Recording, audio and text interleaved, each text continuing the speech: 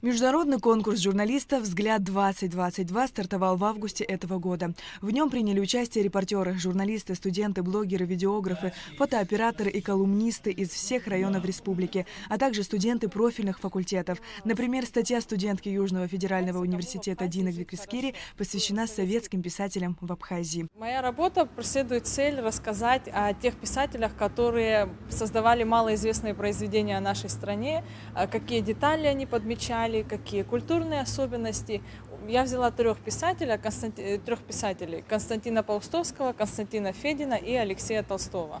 На конкурс было представлено 22 работы от 17 участников. Основная цель конкурса – освещение деятельности России в Абхазии. Кстати, «Взгляд-2022» проходит впервые. И цели конкурса такие, что мы бы хотели бы, во-первых, из самого названия следует от того, что это позитивный образ, освещение позитивного образа России в Абхазии. Поэтому нам бы хотелось бы, особенно сейчас в нынешних условиях, таких трудных достаточно, да, особенно в период проведения этой спецоперации, когда достаточно много фейков идет, нам бы хотелось бы все-таки, чтобы Россия была представлена наиболее объективно.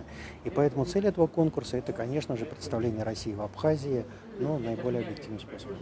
В конкурсе было заявлено 4 номинации: лучший информационный материал, лучшая аналитическая публикация, лучшая публикация художественно-публицистического жанра в журналистике и номинация «Дебют» для молодых и начинающих журналистов, чей стаж работы не превышает 3 лет. Моя работа в первую очередь посвящена выбранной тематике для конкурса. Там я разделила свою работу на несколько составляющих.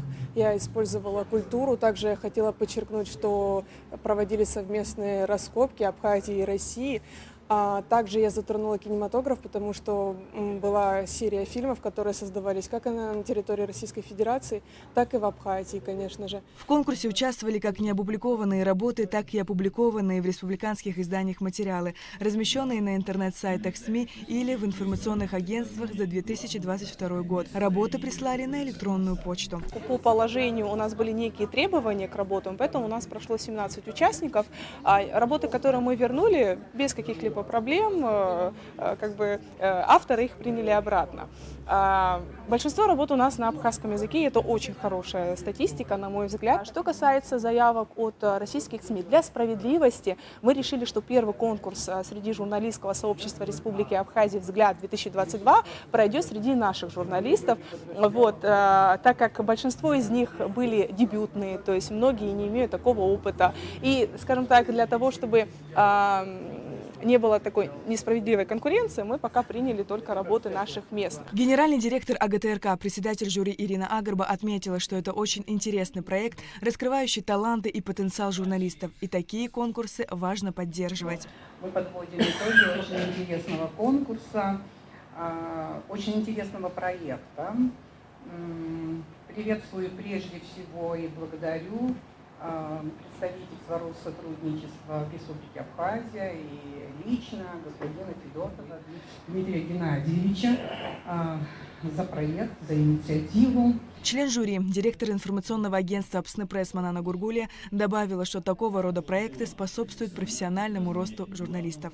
Вообще сам факт, что представительство Россотрудничества предложило такого рода проект журналистам, это очень хорошее дело. И я очень надеюсь на то, что подобного рода проекты будут способствовать профессиональному росту журналистов, будут способствовать такой доброй, дружеской конкуренции между ними, а нам, руководителям СМИ Абхазии, дадут возможность выбирать среди них коллег, выбирать людей, потому что в каждом из наших коллективов нужны молодые творческие кадры, которые станут рядом с нами, встанут вместо нас и будут дальше продвигать абхазскую журналистику. В рамках мероприятия председатель Союза журналистов Абхазии Руслан Хашиг рассказал об информационной войне в период грузино-абхазской войны, отметив роль российских СМИ. Мы не имели никакого абсолютно опыта, как нужно работать в условиях войны.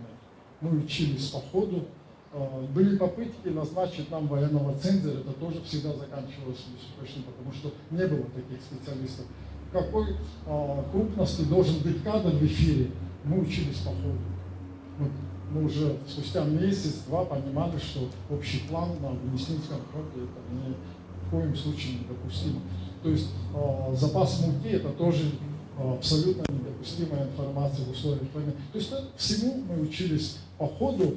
В завершении были подведены итоги конкурса. Диплом победителя за цикл репортажей о беженцах в Абхазии получила корреспондент информагентства «Спутник Абхазия» Асмат Свижба. В номинации «Дебют» победил Алексей Шамба, Апснепресс, который подготовил для конкурса интервью с гендиректором Русдрама Ираклием Хиндба. В номинации «Лучшая публикация художественно-публицистического жанра» победила Саида Ажиба, «Спутник Абхазия», представившая материалы на абхазском языке. 2 ее работы были посвящены ветеранам Великой Отечественной войны, а одна – воину, пропавшему без вести во время Отечественной войны народа Абхазии. Лучшей аналитической публикацией была признана работа журналистки АГТРК Гугуцы Вардани. По словам членов жюри, на конкурс были представлены яркие, интересные и необычные работы, которые заслуживают отдельной номинации, например, фоторепортажи.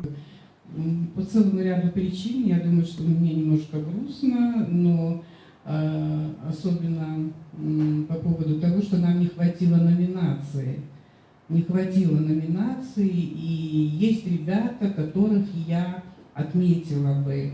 Ребята, абсолютно неважно, вы сегодня стали победителями или нет. На самом деле, вот опытные профессионалы участвовали в этом конкурсе, и мы не могли. Мы не могли поделить, не могли как-то оценить, как мы хотели. Что смогли, то сделали, да.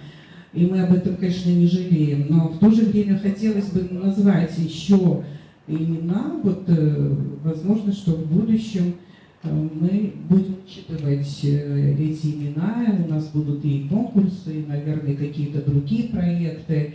Я думаю, что мы можем ими в дальнейшем гордиться. По словам руководителя Россотрудничества Дмитрия Федотова, конкурс будет иметь продолжение. В Москве пройдет конкурс журналистских работ «Чистый взгляд», где будут представлены и работы участников «Взгляд-2022». Сария Кварцхеля, Гугуца Вардани, Сергей Каджая, Абхазское телевидение.